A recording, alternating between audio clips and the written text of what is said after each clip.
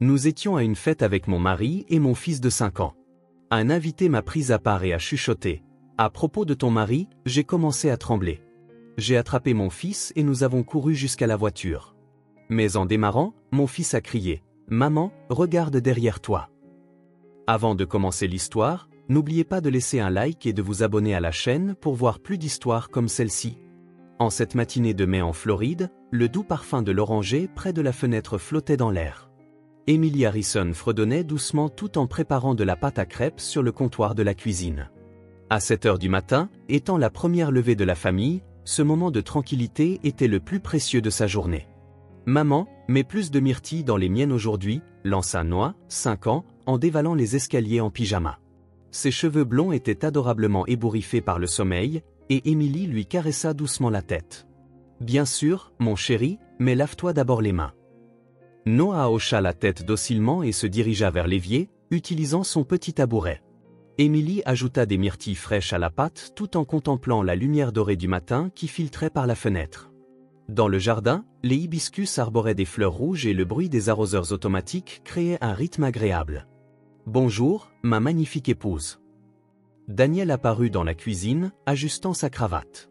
Même si c'était samedi, il portait son habituel costume d'affaires. Son dicton favori était que les week-ends étaient le meilleur moment pour faire des affaires dans l'immobilier. « Tu es encore en mode travail aujourd'hui. » Emily sourit et embrassa la joue de son mari. « Mais ne rentre pas trop tard.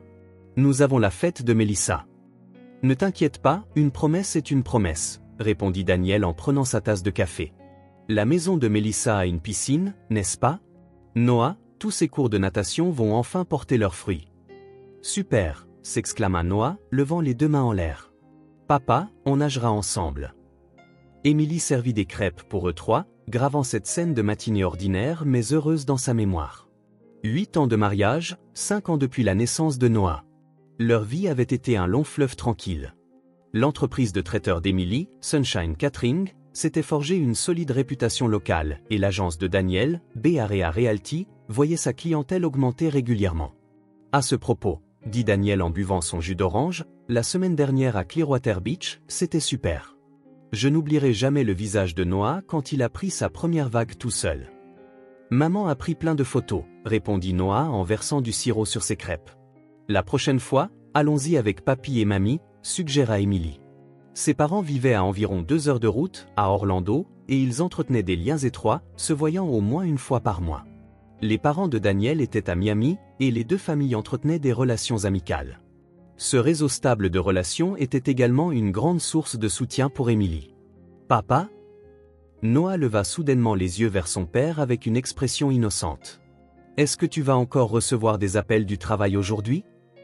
La fourchette de Daniel s'immobilisa un instant. Emily se tourna également pour regarder son mari. « Pourquoi tu demandes ça ?»« Parce que le téléphone a sonné au milieu de la nuit hier. J'ai entendu maman dire « encore le travail ». Daniel se racla la gorge et s'essuya la bouche avec une serviette. « Aujourd'hui, c'est dimanche, donc ça devrait aller. Les clients prennent leur journée aussi. »« Mais aujourd'hui, c'est samedi », fit remarquer Emily en riant. « Oh, c'est vrai, » rit Daniel à son tour. « Samedi. Mais je vais donner la priorité à la famille aujourd'hui. » Emily ne dit rien de plus. Elle avait remarqué que les appels professionnels de son mari étaient devenus plus fréquents ces derniers temps, mais elle comprenait que le secteur de l'immobilier était en plein essor. Elle était fière de son mari qui réussissait et pensait que quelques inconvénients étaient inévitables. Alors qu'il finissait de déjeuner, le smartphone d'Emily émit une mélodie joyeuse. C'était un message de Mélissa. « Emily, tu dois absolument venir à la fête aujourd'hui. J'ai préparé une surprise spéciale. Tu vas être épatée. Ça commence à 14 heures. Code vestimentaire, chic et décontracté. J'ai hâte de voir. » « Je me demande quelle est cette surprise, » dit Emily en montrant l'écran à son mari. « C'est tout Mélissa, ça, » répondit Daniel en haussant les épaules. « Elle veut probablement juste se vanter de sa nouvelle piscine. »« Qu'est-ce que ça pourrait être ?» demanda Noah, curieux. « Je ne sais pas, mais je suis sûr que ce sera amusant, » répondit Emily en caressant la tête de son fils. « Allez, allons nous habiller. J'ai promis d'apporter du vin et un dessert, donc nous devons aller faire les courses. » À 14 heures, la voiture de la famille Harrison se gara dans l'allée circulaire du domaine de Melissa Wilson. La demeure de style espagnol, avec son toit de tuiles rouges et ses murs en stuc blanc se découpant sur le ciel bleu, offrait une beauté digne d'un décor de cinéma. « Waouh, on dirait un château !» s'exclama Noah en se penchant depuis la banquette arrière. Un voiturier leur ouvrit la portière. Émilie ajusta sa robe d'été bleu clair et vérifia les 2 bouteilles de vin et la boîte de gâteaux à la mousse au chocolat qu'elle avait apportée. Daniel, vêtu d'un blazer marine et d'un pantalon blanc, affichait son élégance habituelle. Lorsque la porte d'entrée cintrée s'ouvrit, Mélissa les accueillit avec un sourire radieux. Elle portait une robe rose corail éclatante, et son bracelet de diamants scintillait au soleil. « Émilie, Daniel et le petit Noah !» s'exclama Mélissa en ouvrant les bras. « Merci d'être venu. Aujourd'hui va être une journée vraiment spéciale. »« Mélissa, quelle maison magnifique !» s'exclama Émilie avec admiration. « Le carrelage de cette cour est d'une beauté à couper le souffle. »« Merci, j'ai fait venir des artisans d'Espagne l'année dernière pour le refaire, » répondit fièrement Mélissa. « Entrez, s'il vous plaît. Plus de 50 invités sont déjà arrivés. » En traversant le salon, on découvrait le vaste jardin. Une piscine de taille olympique en était la pièce maîtresse, entourée de jardins luxuriants. Les invités s'étaient regroupés en petits groupes pour discuter, tandis qu'un quatuor à cordes jouait des mélodies légères. Au bar, un barman expérimenté préparait des cocktails, et une longue table présentait des plats colorés magnifiquement disposés. « C'est splendide », murmura Émilie. Son œil professionnel se porta naturellement sur la disposition des plats et la mise en table. Plateaux de fruits de mer, roast beef, salades colorées et divers canapés étaient artistiquement arrangés. Cependant, d'un point de vue professionnel, elle pouvait voir des points à améliorer. « Mélissa, dis-moi s'il y a quoi que ce soit que je puisse faire pour aider », offrit Émilie. « C'est tellement pro de ta part. En fait, j'avais du mal avec la présentation du plateau de fromage. » Avec habileté, Émilie ajusta la disposition des fromages et des fruits et replia plus efficacement les serviettes. Pendant ce temps, Daniel se dirigea vers le bar et était déjà en pleine discussion sur le marché immobilier avec des hommes qu'il connaissait. « Noah, il y a une aire de jeu pour enfants là-bas », indiqua Mélissa. « Il y a d'autres enfants, tu peux aller jouer avec eux. » Un espace dédié avec des jouets et des jeux colorés avait été aménagé dans un coin près de la piscine. Les yeux de Noah s'illuminèrent alors qu'il courait vers l'aire de jeu et se lia rapidement d'amitié avec des enfants de son âge. Émilie profita de retrouvailles attendues avec Sandra et son mari, qu'elle connaissait bien. Le mari de Sandra, David, était un dentiste local, et ils avaient fait appel au service de traiteur d'Émilie 5 ans auparavant. « Émilie, j'ai entendu dire que le service traiteur pour le mariage de la famille Martin était merveilleux », la complimenta Sandra. « 200 invités, n'est-ce pas ? Ça a dû être un sacré défi. »« Merci. Tout mon personnel était sur le pont, mais voir les clients heureux a rendu tout le travail valable. » La conversation se déroulait agréablement, et Émilie profitait d'un moment de détente pour la première fois depuis longtemps.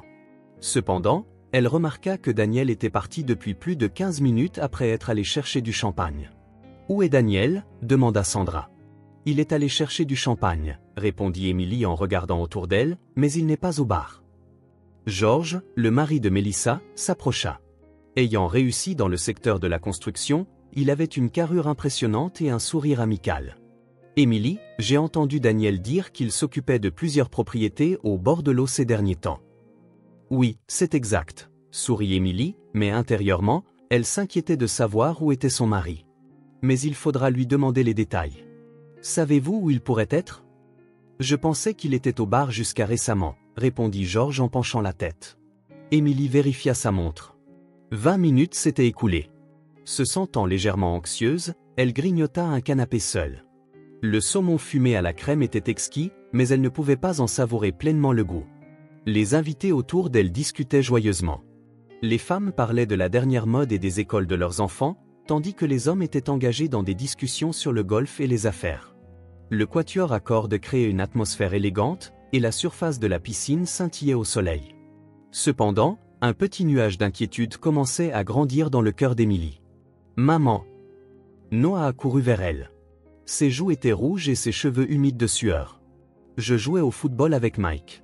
C'était super amusant. »« C'est merveilleux, » dit Émilie en serrant son fils dans ses bras. « Tu as vu papa ? » ?»« Non, je ne l'ai pas vu. On va le chercher ensemble ?» Prenant la main de Noah, Émilie commença à se promener dans le jardin. Elle fit le tour de la piscine et vérifia de nouveau la zone du bar, mais Daniel était introuvable. Elle fit également le tour du kiosque, mais seul un couple de personnes âgées y discutait tranquillement. C'est étrange, murmura Emily. Peut-être que papa joue à cache-cache, suggéra innocemment Noah. Peut-être bien, sourit Emily à son fils, mais quelque chose au fond d'elle tirait la sonnette d'alarme. Juste à ce moment-là, alors qu'elle se dirigeait vers les toilettes, elle entendit des voix de femmes. 2 femmes s'étaient arrêtées dans un coin du couloir et parlaient à voix basse.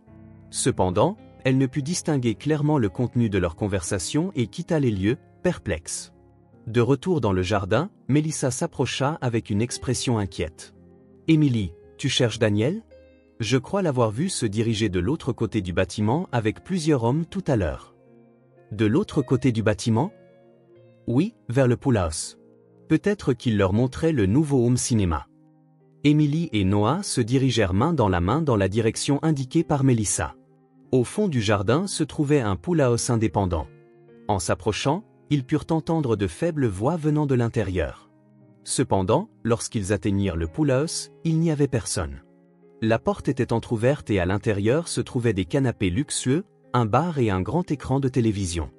Mais aucune trace de qui que ce soit. « Il n'y a personne », dit Noah. L'anxiété d'Emily s'intensifia. Où diable Daniel avait-il bien pu passer ? Une absence de plus de 30 minutes était sans précédent. De plus, il avait promis de donner la priorité à la famille aujourd'hui. La mère et le fils firent de nouveau le tour du jardin, mais ne trouvèrent pas Daniel. Dans l'esprit d'Emily, de petits doutes commençaient à germer. Les récents appels téléphoniques tard dans la nuit, ses expressions parfois absentes et sa disparition inexplicable aujourd'hui. « Maman, ça va ?» demanda Noah en la regardant avec inquiétude. « Ça va », sourit Emily à son fils, mais son sourire n'était pas aussi naturel que d'habitude. Alors qu'il retournait au bord de la piscine, Emily sentit une tape sur son épaule. Elle se retourna et vit Jessica Morris, le visage grave. Jessica était une avocate locale qu'Emily avait rencontrée par l'intermédiaire de la maternelle de leurs enfants. D'habitude joyeuse et pétillante, elle semblait étrangement tendue aujourd'hui. « Emily, » dit Jessica à voix basse, « il faut que je te parle. C'est important. » « Bien sûr, mais je cherche Daniel en ce moment. »« Tu ne l'aurais pas vu ?» L'expression de Jessica s'assombrit davantage. « Ça fait partie de ce dont je dois te parler. Noah, pourrais-tu aller jouer un peu avec les jouets là-bas ? Les adultes ont besoin de discuter. » Noah hocha la tête docilement et se dirigea vers l'aire de jeu. Jessica attrapa légèrement le bras d'Emily et se dirigea vers le pool house isolé. « Qu'est-ce qui ne va pas ? » demanda Emily. « C'est difficile à dire, » dit Jessica en s'arrêtant et en la regardant droit dans les yeux. « Mais je pense que tu as le droit de savoir. » L'air à l'intérieur du pool house semblait plus frais. Jessica ferma la porte et se tourna vers Emily. Elle pouvait voir les mains de Jessica trembler légèrement. « Tu as vu la femme en robe rouge ? Cheveux blonds, avec une petite fille d'environ 3 ans ?»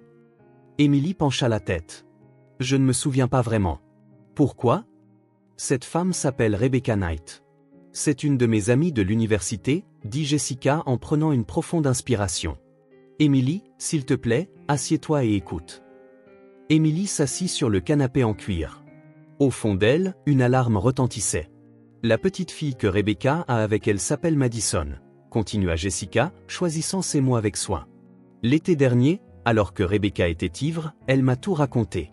Le père de cet enfant, c'est Daniel. » Le sang d'Emily se glaça dans ses veines. « Qu'est-ce que tu racontes ? » Il y a 3 ans, Rebecca a rencontré Daniel lors d'une conférence d'affaires à Miami. Elle a dit que c'était une aventure d'un soir, mais elle est tombée enceinte. La voix de Jessica était remplie de sympathie. Au début, elle n'était pas sûre que Daniel soit le père, alors elle n'a rien dit. Mais l'année dernière, elle a fait un test ADN. Un test ADN ? La voix d'Emily tremblait. Le résultat était de 99,7%. C'est bien la fille de Daniel. Dans l'esprit d'Emily, les souvenirs des 3 dernières années défilèrent comme un film. Les voyages d'affaires de Daniel à Miami, son comportement à cette époque, l'augmentation récente des appels professionnels, le bruit des appels de minuit, toutes les pièces commençaient à former un puzzle terrifiant. Mais pourquoi est-elle ici aujourd'hui ? La voix d'Emily était rauque. Rebecca est la cousine de Melissa. Je viens de l'apprendre aujourd'hui, mais Melissa a invité Rebecca. Elle ne sait probablement rien, continua Jessica, d'un ton désolé. Je n'ai réalisé qu'en voyant Rebecca ici aujourd'hui que ton mari, Daniel, était la même personne. Les jambes d'Émilie commencèrent à trembler. Elle essaya de se lever mais ne sentit aucune force dans ses genoux. Émilie, ça va? Est-ce que Daniel est au courant? Il sait. D'après Rebecca, elle est en contact avec Daniel depuis 1 an. Ils ont même discuté de la pension alimentaire. Dans l'esprit d'Émilie, le comportement étrange de Daniel ces derniers temps lui revint en mémoire. Le fait qu'il s'enferme dans son bureau pour prendre des appels à minuit, ses expressions parfois confuses, ses explications vagues sur la complexité de son travail. Tout prenait sens maintenant. « Il faut que je rentre », dit Émilie en essayant de se relever, mais elle retomba assise. « Émilie, calme-toi. Respire profondément. » Mais Émilie n'avait pas le luxe de rester calme. 5 ans de mariage, le sourire innocent de Noah, tous les souvenirs qu'ils avaient construits en famille semblaient sur le point de s'effondrer. « Je ne peux pas le dire à Noah. »« Pas maintenant », murmura Émilie d'une voix tremblante. « Ne te force pas. Peut-être que tu devrais rentrer chez toi aujourd'hui. » Émilie se leva et se dirigea d'un pas mal assuré vers la porte du pool house. La lumière vive du soleil à l'extérieur lui poignarda les yeux. Les rires joyeux et la musique de la fête semblaient appartenir à un autre monde. « Noah » appela-t-elle désespérément son fils. Noah, qui jouait avec les jouets, se retourna. En voyant le visage d'Émilie, son expression changea pour laisser place à l'inquiétude. « Maman, qu'est-ce qui ne va pas? Tu es toute blanche. »« Je ne me sens pas très bien. »« On rentre à la maison, » dit Émilie en prenant la main de son fils. « Mais papa? »« Papa rentrera plus tard. » Émilie tira la main de Noah et commença à traverser le lieu de la fête. La scène des invités discutant joyeusement autour d'eux lui semblait appartenir à un monde lointain. Quelqu'un l'interpella, mais elle n'eut pas la force de répondre. « Maman, on part déjà? Je n'ai même pas eu de gâteau, » protesta Noah. « Je t'achèterai un gâteau encore plus délicieux la prochaine fois, » dit Émilie en se hâtant vers le parking. Le bruit de ses talons hauts sur les pavés était discordant, alors Émilie retira ses chaussures et marcha pieds nus. La sensation froide des pierres semblait la ramener à la réalité. « Émilie » une voix appela derrière elle, mais elle ne se retourna pas. C'était peut-être Mélissa ou quelqu'un d'autre. Elle ne voulait parler à personne pour le moment. Arrivée au parking, Émilie fouilla dans son sac à main avec des mains tremblantes. Elle n'arrivait pas à trouver facilement les clés de la voiture. Portefeuille, rouge à lèvres, le jouet de Noah, des reçus, et enfin, elle trouva les clés. « Maman, ça va ?» demanda Noah en la regardant avec inquiétude. « Ça va. » Émilie fit monter Noah dans la voiture et s'assit elle-même au volant.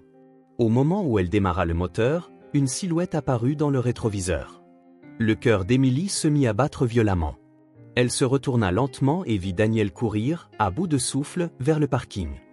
Dans sa main droite, il serrait quelque chose d'argenté et de brillant. « Maman !» cria soudain Noah. « Papa arrive. Regarde derrière nous. » En regardant dans le rétroviseur, Émilie vit Daniel courir vers eux avec une expression désespérée. Son visage était rouge vif, et ce qu'il tenait était un couteau. « Verrouille les portes », dit Émilie à Noah d'une voix tremblante. Alors qu'elle appuyait sur le bouton de verrouillage central, Daniel atteignit l'arrière de la voiture. Le son de ses coups violents sur la vitre du côté conducteur résonna. « Émilie, attends. S'il te plaît, ouvre. » Émilie appuya sur l'accélérateur. La silhouette de Daniel dans le rétroviseur ne ressemblait plus au mari qu'elle avait aimé pendant 5 ans. Ses yeux exprimaient le désespoir et la peur, comme ceux d'un animal acculé. « Maman, papa a un couteau », dit Noah en pleurant. « Ce n'est rien, essaya de rassurer Émilie, mais elle était elle-même en état de panique. Au moment où sa main toucha l'accélérateur, la voix de Daniel résonna à l'extérieur. « Émilie, attends, s'il te plaît. » Sa voix était emplie de désespoir. Émilie, effrayée, regarda dans le rétroviseur. Daniel avait les 2 mains appuyées contre l'arrière de la voiture, essayant désespérément d'attirer son attention. L'objet argenté dans sa main droite brillait sous les reflets du soleil. « Maman, papa fait peur », dit Noah d'une voix tremblante. « Ce n'est rien, maman est avec toi. » Émilie vérifia le bouton de verrouillage central. Toutes les portes étaient bien verrouillées. Cependant, Daniel ne montrait aucun signe d'abandon. Il se mit à frapper violemment la vitre du côté conducteur. « Ouvre. Laisse-moi t'expliquer. C'est un malentendu. » En y regardant de plus près, Émilie réalisa que ce que Daniel tenait n'était pas un couteau ordinaire. Il avait un manche décoratif et une lame argentée. C'était un couteau à gâteau. Émilie était confuse. Émilie, Rebecca est venue d'elle-même. Je ne savais pas qu'elle serait là. Vraiment. Les paroles de Daniel parvenaient à l'intérieur de la voiture. Son visage était un désordre de sueur et de larmes. En 5 ans de mariage, c'était la première fois qu'elle le voyait dans un tel état de détresse. On m'a appelé alors que je coupais le gâteau, je l'ai juste pris avec moi. Daniel baissa les yeux sur sa main droite et laissa tomber le couteau à gâteau par terre. Le son métallique résonna dans le parking. S'il te plaît, Émilie, écoute-moi. Pour Noah aussi. Sur la banquette arrière, Noah pleurait. Maman, ne te dispute pas avec papa. J'ai peur. Le cœur d'Émilie semblait se déchirer. Voir son fils adoré avoir peur de son père, et la réalité que son mari avait un enfant secret. Tout semblait être un cauchemar. C'était une erreur, il y a 3 ans, continua Daniel. Lors de ce voyage d'affaires à Miami, après notre dispute. Tu te souviens, quand nous n'étions pas d'accord sur la maternelle de Noah? Émilie s'en souvenait. Ils avaient eu une dispute conjugale à ce sujet. Daniel était parti pour Miami plus tôt que prévu après ça. À son retour, il avait été inhabituellement doux, comme s'il essayait de se faire pardonner quelque chose. Ce n'était que l'erreur d'une nuit. J'avais décidé de ne plus jamais revoir Rebecca. À l'extérieur, elle pouvait voir d'autres invités se diriger vers le parking. Mélissa et Georges, ainsi que plusieurs autres personnes. Ils avaient dû entendre le vacarme. Daniel, cria Mélissa. Qu'est-ce que tu fais? C'est bon, se retourna Daniel pour répondre. Juste une discussion de couple. Mais l'expression de Mélissa était sérieuse. Émilie, ça va? Peux-tu ouvrir un peu la fenêtre? Émilie hésita. Après s'être assurée que Daniel s'était reculé, elle ouvrit la fenêtre d'environ 2 cm. Ça va, Mélissa, mais je veux rentrer maintenant. Je comprends, mais appelle-moi s'il y a quoi que ce soit. Quand Daniel essaya de s'approcher à nouveau de la voiture, un agent de sécurité en uniforme apparut. Mélissa avait dû l'appeler. Y a-t-il un problème ici? Demanda l'agent d'une voix basse. Non, rien, dit Daniel en levant précipitamment les mains. Juste une discussion familiale. L'agent de sécurité regarda Daniel, puis la voiture d'Émilie. Madame, tout va bien? Émilie baissa légèrement la vitre pour répondre. Ça va, mais je veux rentrer maintenant. Compris. Monsieur, veuillez reculer.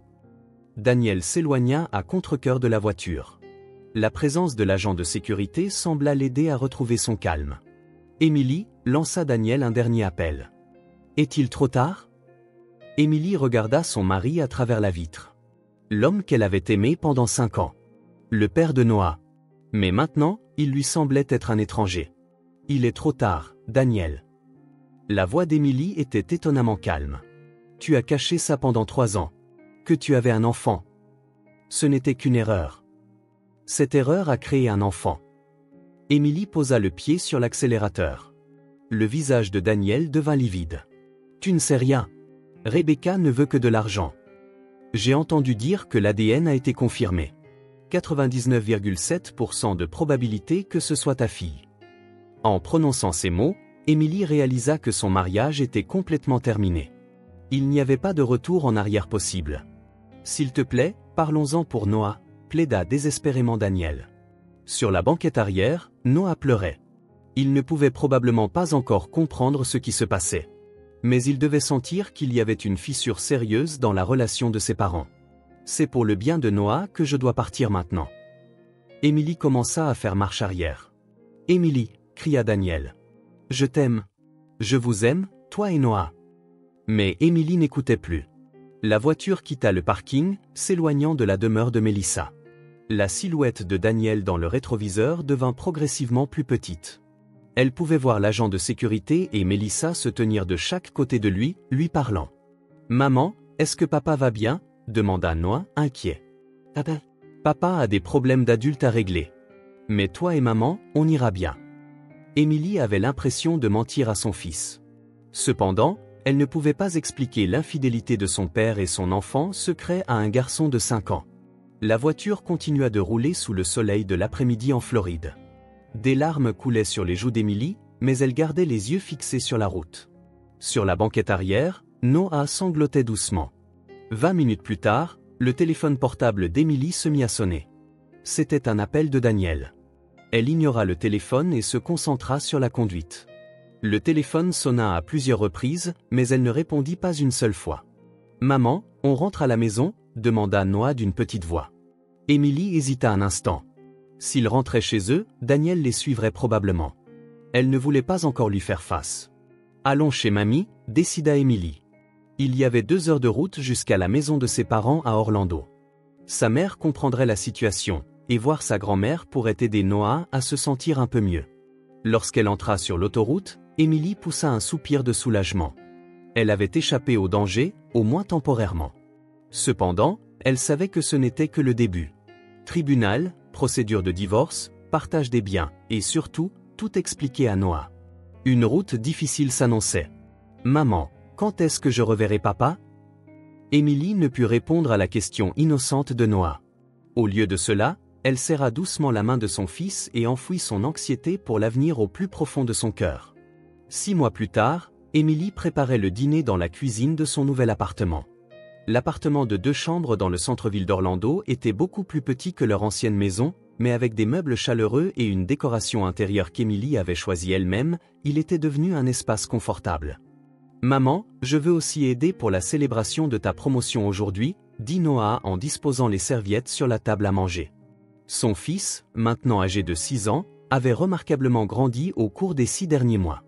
Bien qu'il ait demandé à plusieurs reprises pourquoi il ne pouvait pas voir son père au début, il s'était maintenant adapté à leur nouvelle vie. « Merci » sourit Émilie. Mais la star du jour, c'est maman. Assieds-toi et attends. La semaine précédente, Émilie avait reçu une offre pour devenir chef cuisinière d'une grande chaîne hôtelière locale. Sunshine Catering avait continué de croître régulièrement après le divorce et était maintenant une entreprise de taille moyenne avec 15 employés. Ce nouveau poste était un grand défi, mais il apportait une stabilité économique et de l'espoir pour l'avenir.